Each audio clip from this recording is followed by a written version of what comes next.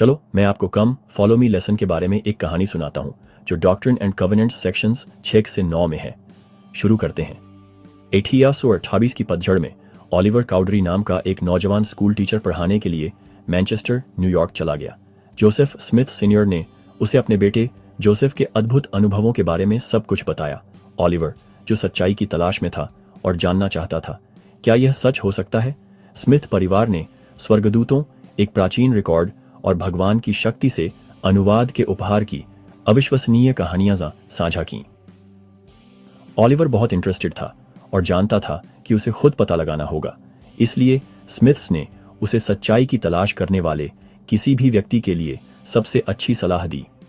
प्रार्थना करो और भगवान से पूछो।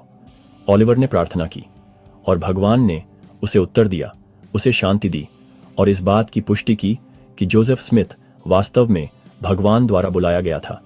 ओलिवर ने उस दिन कुछ महत्वपूर्ण सीखा। रेवलेशन सिर्फ प्रॉफिट्स के लिए नहीं है, यह उन सभी के लिए है जो इसे ढूंढते हैं।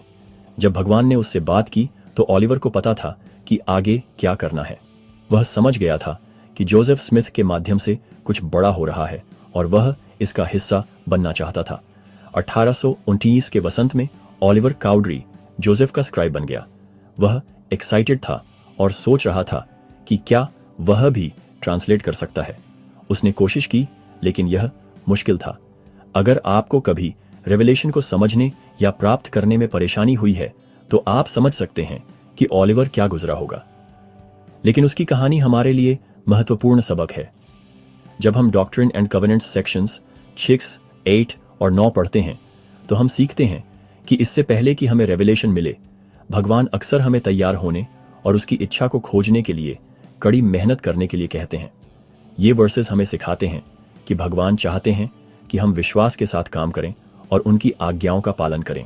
हमें अक्सर रेवलेशन तब मिलता है जब हम इसके बारे में कुछ करने के लिए तैयार होते हैं। भगवान हमें इन सेक्शंस में उन अलग अलग तरीकों के बारे में भी सिखाते हैं जिनसे वह हमें रेवलेशन दे सकते हैं।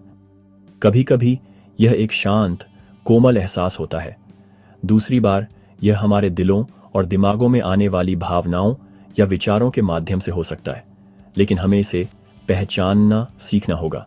क्या आपको कभी ऐसा लगा है कि प्रभु आपसे बात कर रहे हैं?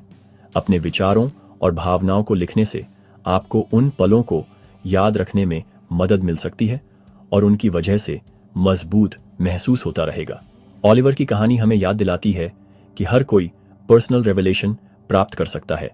जब हम प्रभु को सुनने की कोशिश करते हैं और उस पर भरोसा करते हैं कि वह हमारा नेतृत्व करेगा, तो वह हमें दिखाएगा कि आगे क्या करना है।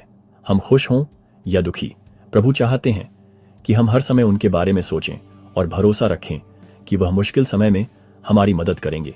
अगर हम उसकी सलाह मानेंगे तो हम डरना और अनिश्चित होना बंद कर सकते हैं, क्योंकि हम जानते हैं कि वह हमेशा हमारे लिए है। डरो मत, छोटे झुंड, प्रभु हमें बताते हैं। वह हमें बहादुर बनने और अच्छे काम करने में मदद करेगा, तब भी जब यह मुश्किल हो।